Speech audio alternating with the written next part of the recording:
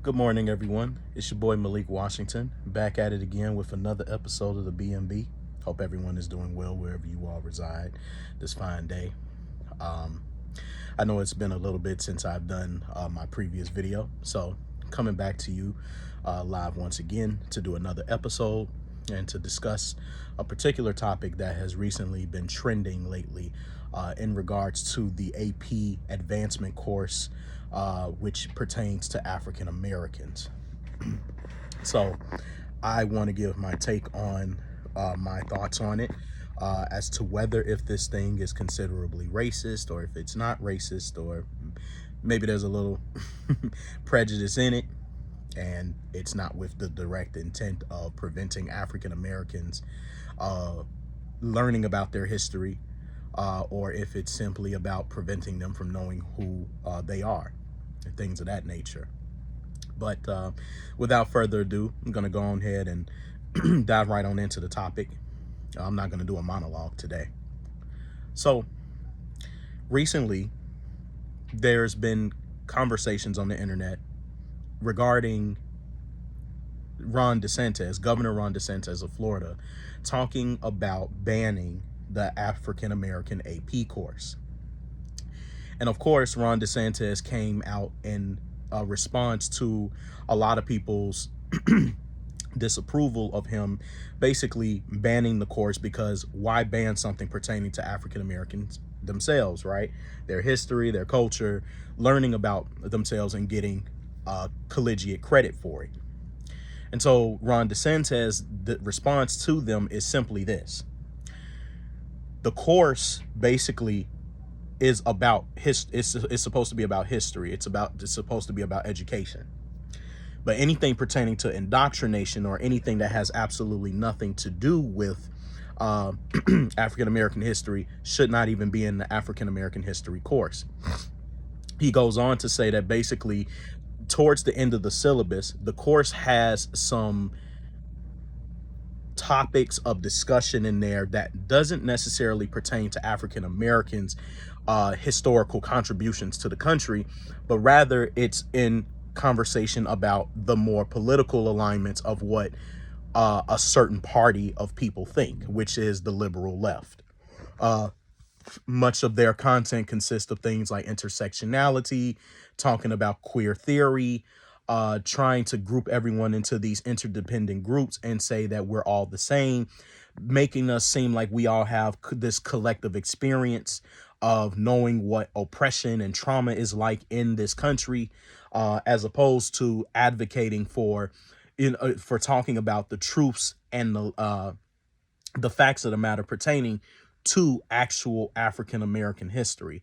Instead of talking about those things that actually matter, they're talking about things that tries to groom people to think a certain way in regards to politics. And particularly, they try to shoehorn this kind of content into African American history, and they're not really talking about African Americans' historical contributions to this country. So because of those particular notions, interwoven into that course, he decided to ban it because in his state, he does not necessarily agree with people attempting to groom people to think like them, right? Uh, and that's been a huge thing in this country today. A lot of people have a tendency to, through education, push their own political agendas through either children, through teenagers, or even in college to ever growing adults of the upcoming generation, telling them what they should think, how they should feel, how they should view things. And if you don't think the other way, then you're in the wrong for that, right? So with that being said, this is the very pivotal reason as to why he did it. Now, a lot of people are looking at this and they're saying, well, this is wrong because African Americans should be able to learn their history in the state of Florida in a formally educational way. It should not be taken away because some governor who is right wing in thought feels that wovening this particular type of teaching is somehow going to make people think like another party thinks. So they feel like the banning of this course is basically, well, obviously to some people, it's considerably racist, right? They think that Ron DeSantis has some sort of out against African Americans for teaching about their history. But listening to Ron DeSantis myself, I don't sense racism. I don't sense prejudice. What I sense is a man that genuinely is a nationalist. So I do believe he loves his country. I believe he loves America. And what he does not want is, because lately there has been an influx of this liberal culture being pushed into people of color, particularly African Americans, and we eat it up very badly because it's growing.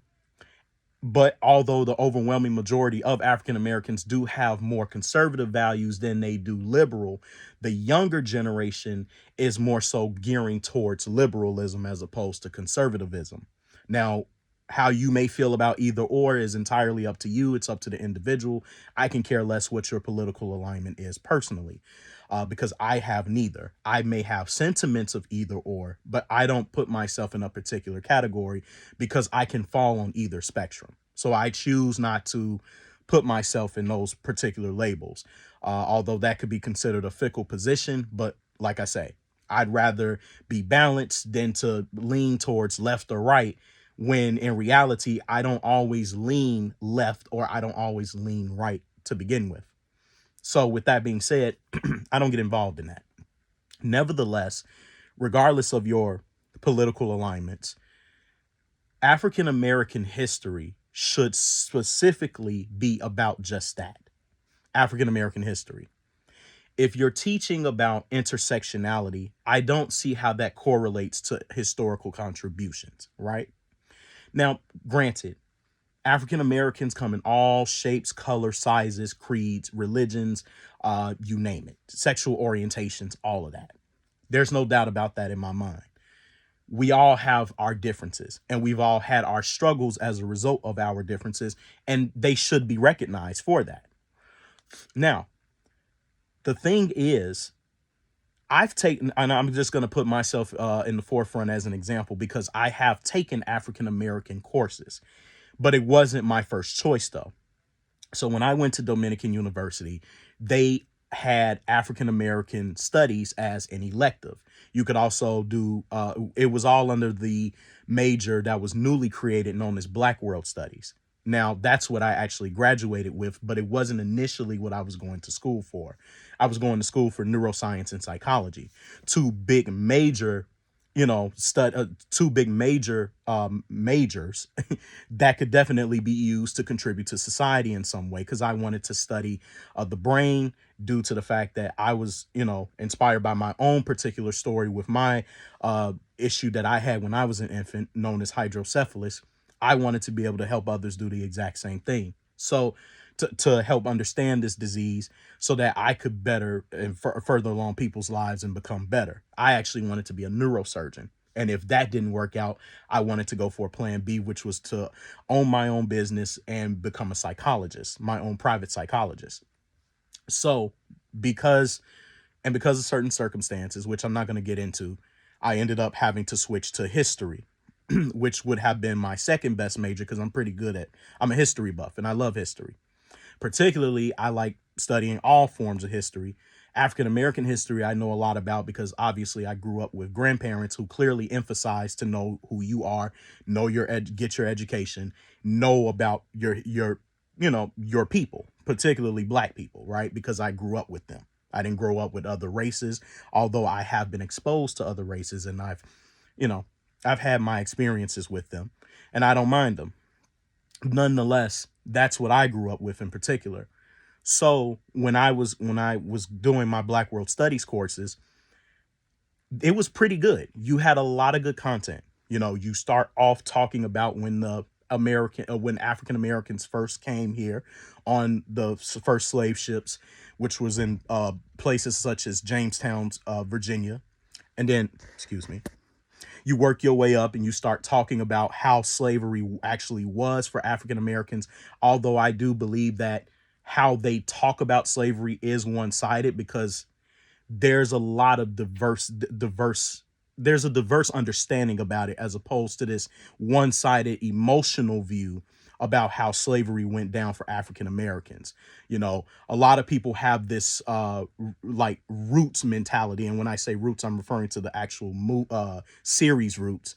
They have the roots understanding of how slavery went down, but they're not talking about the objective parts of it, right? There was a little bit of everything that went down in there as it pertains to immigrants and how they interacted with African slaves, how the slave masters interacted with African slaves, how the wives of the slave masters interacted with African slaves, how society in general interacted with African slaves, and how also other people of color interacted with African slaves.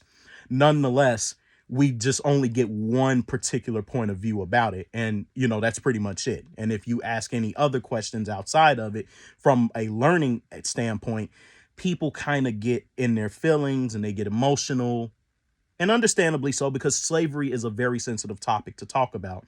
But we should also be able to be objective about it, because it is history at best. It happened. That was a great downfall of humanity back in the day.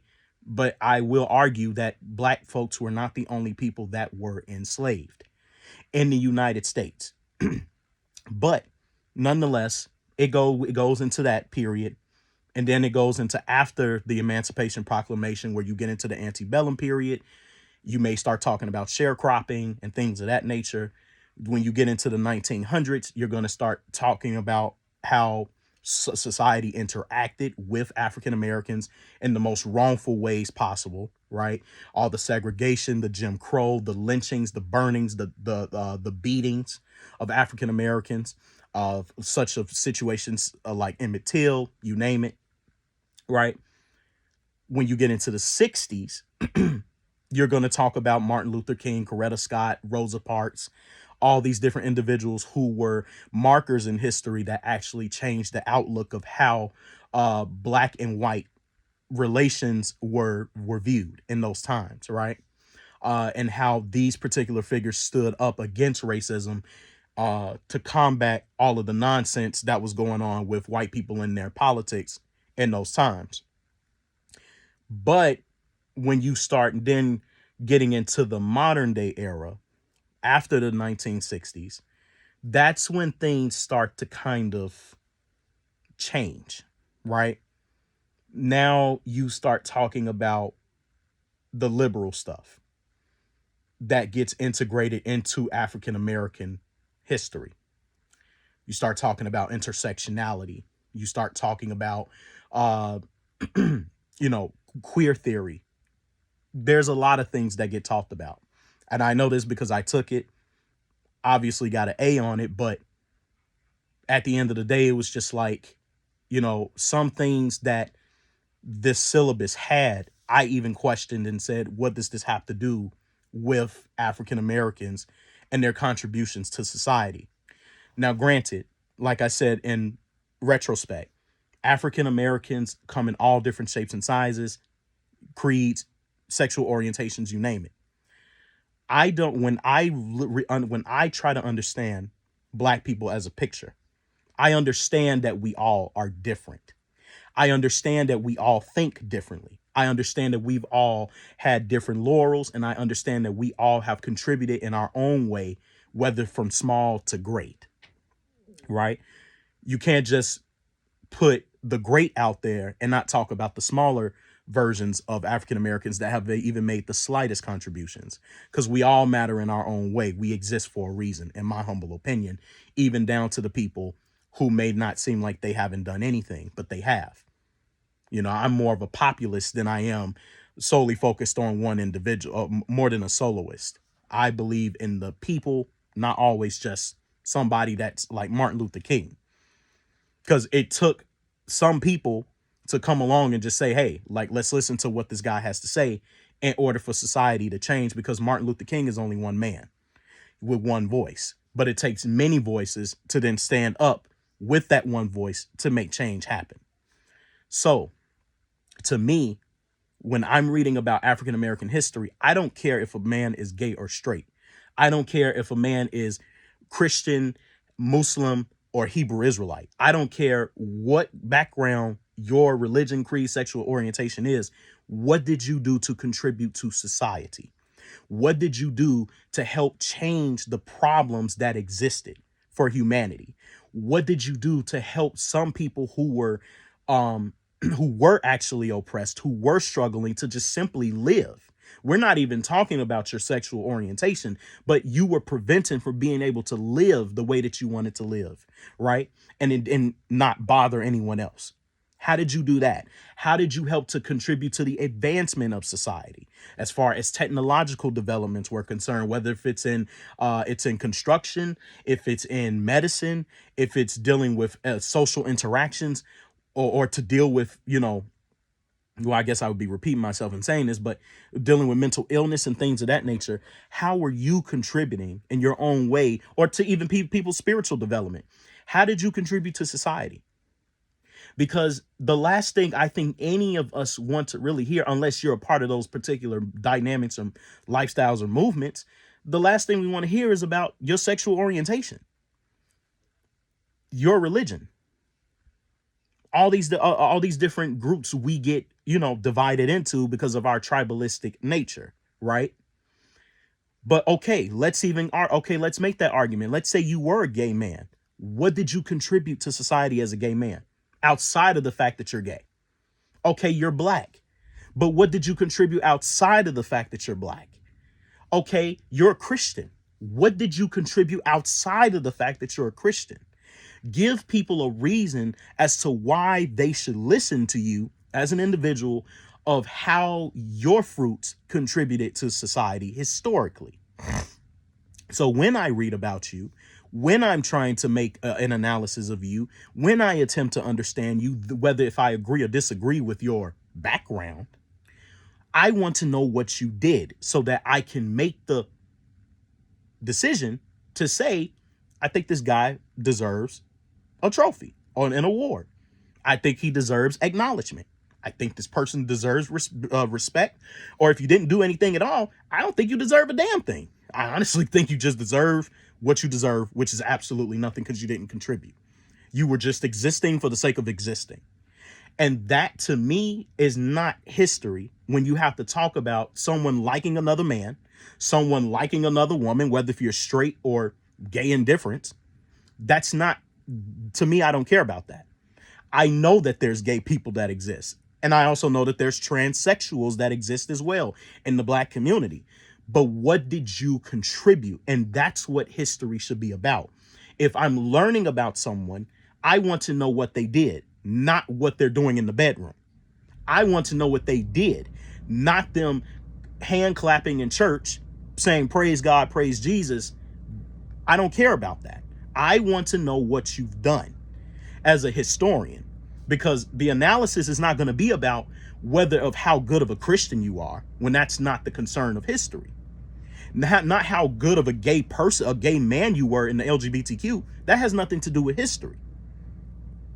That has to do with your own personal dossier. That has nothing to do with the overall population. If you were to talk about the LGBTQ, you're going to get into their interactions with society, the Stonewall era, and how they were mistreated by people back in those times. You actually have something to discuss, because now you're getting into politics, the policies, the intricacies and the complications of what happened back then, the witnesses who can testify to how they were treated.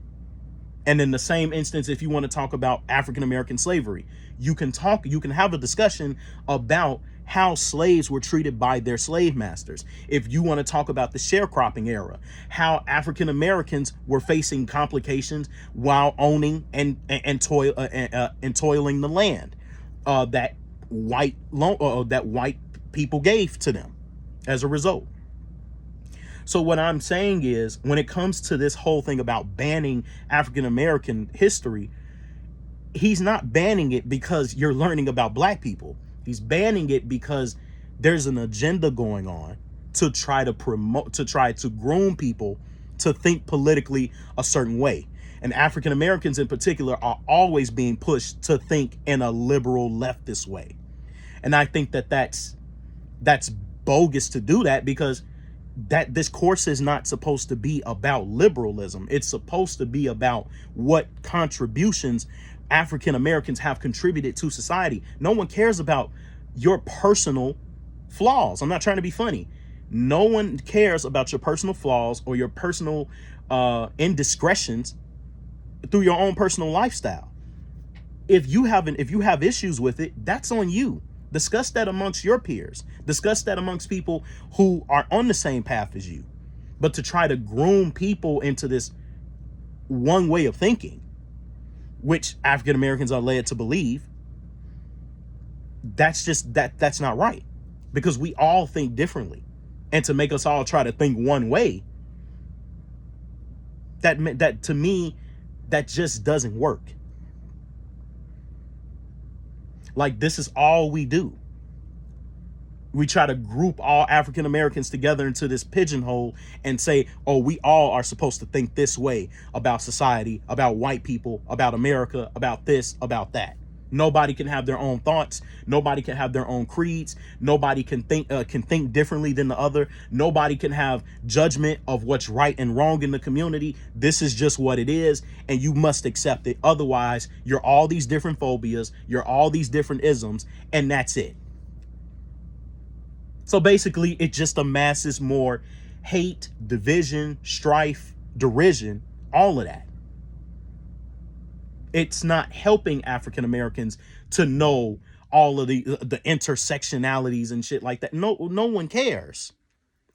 We want to know, what did our people contribute, so we can be inspired to do greater things as well. And if these problems do continue to persist, we will not let it happen like it did back then.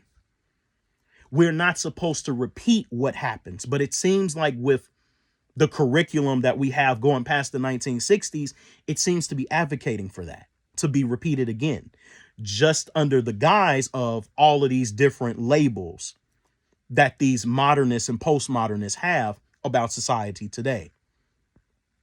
And quite frankly, that's not helping us. So, long story short, ladies and gentlemen, I'm not telling you, especially if you're a person that feels America is full of shit and, the system is against us. Listen, I'm not so pro America that I have to wear a whole bunch of merch to show how much I love this country. I do like the benefits of being an American. I enjoy the benefits of being an American. Do I embrace America's values? Some of them, yes. A lot of them, no. But at the end of the day, to each their own as to how they may view this country based off of their own personal experiences of what they faced while living here or being born here. My only concern is that we teach both sides, and we're not just teaching one narrative, because that's propaganda. And the last thing I want, if I'm learning about African American history, is about propaganda. And that seems to be a lot of what's being advocated for in these courses. If Black teachers want to teach about history, teach about history. Don't put your political influences on it, because at the end of the day, we have to think for ourselves of how we look at history. We have to be able to critically assess what we think needs to change and what doesn't, or what we can take from history and we can make it better. But simply going into critical race theory, not Jim Crow, critical race theory and queer theory, intersectionality and all of that, that has nothing to do with what African Americans contributed. Another person I like, and he was a gay man back in the day, James Baldwin, a high intellectual. I never had a problem with him, in spite of the fact that he was a gay man, but he wrote good narratives. He spoke good things. He was a human being, just like other Black folks. Do I agree with his background? No. But at the end of the day, that's not my choice to make. Every man authors his own life, as far as I'm concerned. So if that's the way he wanted to live, that's him. But I'm not thinking about what he does behind the bedroom. I'm concerned about what he contributed to society during his own, during the time that he lived, during that epoch in time. So at the end of the day, Everybody has their story to tell. And that's what I want to hear about. How that story contributed to the history of what we call now African American history. Next month, we're about to come into so-called African American Black History Month. And at the end of the day, it's only going to last a month, which is crazy as fuck, because why the hell do African Americans need 1 month?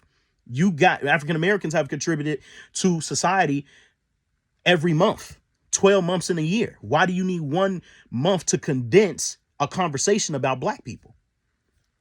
There's no Jewish History Month. There's no Gay History Month. There's none of that stuff. But we only need 1 month. We are Americans. And at the end of the day, we have contributed to this country all year long. So I hate to see it. But at the end of the day, it's everyone's choice what they want to do with that month. That's them. Me personally, I love history. I talk about it all the time, especially in my conversations with my people, my family, my friends, you name it. I can just mention it. I can talk about it. I can discuss it. Because you don't have to take 1 month to talk about history. Just like you don't have to take 1 month to talk about the Bible. You don't have to take 1 month to talk about medieval history. You don't have to take 1 month to talk about Asians. You don't have to take 1 month to talk about Indians. You don't have to take 1 month to talk about anything. You talk about it to talk about it because you care. And it's of interest to you. So all I'm saying for this, and also PS, ladies and gentlemen, if Black people, if you feel like Ron DeSantis in Florida, you Floridians, if you feel like he's racist, go on the internet and learn about Black history. You don't need a formal education to learn about other Black people. It's freedom of information. Go to the library or get on the internet. You don't need his approval to learn about yourself. And that's the problem with most of you. You want white people to coddle to you. Go learn about it yourself. You're Black. Talk about it with your grandparents. Have a discussion. There are people today that have lived from back then. It's best to even learn from them because they are character witnesses to what happened during that period. So instead of you trying to pretend like you genuinely just care about him banning AP courses in African American history, listen, you can learn about your history. If you genuinely care about it, just go and learn. It's that simple. But y'all want to, of course, because we're very emotional people, y'all want to make a big fuss about it and say that it's racist, is this, is that. And here we go with this cycle again. But you can't tell us nothing because clearly we think we know everything. And quite frankly, we're not thinking on our feet when it comes to these issues. I understand that y'all want to learn things formally, but at the same token, you have your own mind. If you genuinely want to know your history, all you got to do is pick up a book, get on the internet, Google certain things. You can start. They even have online courses pertaining to African American history.